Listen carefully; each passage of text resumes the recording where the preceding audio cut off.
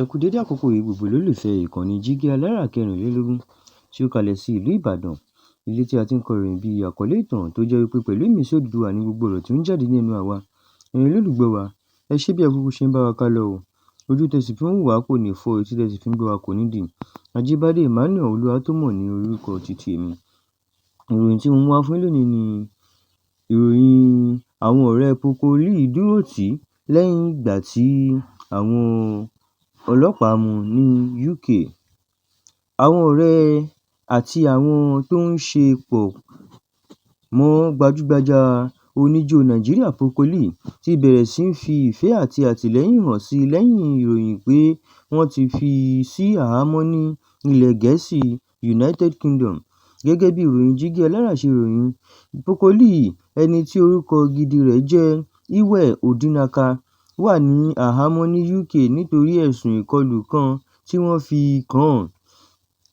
Àwọn tó mọ̀ ọ́n sì ń sọ pé kí àwọn ènìyàn má ṣe yára dájọ́ rẹ̀ kí ọ̀rọ̀ náà tó parí ní ilé ẹjọ́.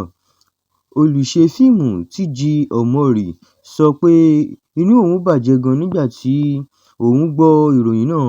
Ó sọ pé ó ti mọ Pokoli fún ọ̀pọ̀ ọdún, ó sì mọ̀ ọ́n gẹ́gẹ́ bí ẹni tí ó ní ọkàn rere. TG Omori tún sọ pé bí ó tilẹ̀ jẹ́ pé òun fi ìfẹ́ hàn sí ọ̀rẹ́ rẹ̀, èyí kò túmọ̀ sí pé kò fẹ́ kí òtítọ́ jáde tàbí pé kò fẹ́ kí ìdájọ́ òdodo wáyé. Ọ̀rẹ́ mìíràn, Ramanjago, náà sọ pé ó dùn òun láti rí Pokoli nínú irú ìṣòro bẹ́ẹ̀. Ó bẹ àwọn ènìyàn pé kí wọ́n má ṣe lọ sí ìṣẹ̀lẹ̀ náà láti tan ìròyìn tí kò dájú tàbí fi ọ̀rọ̀ náà wá òkìkí fún ara wọn. Àwọn míì náà ti ń sọ pé kí gbogbo ènìyàn jẹ́ kí ìlànà òfin ṣiṣẹ́, kí wọ́n má sì ṣe yára sọ pé Pokoli jẹ̀bi títí tí ilé ẹjọ́ yóò fi dá ọ̀rọ̀ náà. Gẹ́gẹ́ bí ìròyìn Jígí Alára ṣe sọ, Pokoli ni wọ́n retí pé yóò farahàn ní Snaresbridge Crown Court ní London ní ọjọ́ 15 oṣù September ọdún 2026 fún ìgbọ́ ẹjọ́ rẹ̀. Ní báyìí, ọ̀rọ̀ náà ṣì wà ní iwájú òfin, àwọn ọ̀rẹ́ rẹ̀ sì ń dúró tì í ní ìgbà tí wọ́n dúró de ohun tí ìlànà òfin yóò sọ. Báyìí ni a rí wọn fún orí ìròyìn títí òní. Ẹ ṣé, ó dàbọ̀.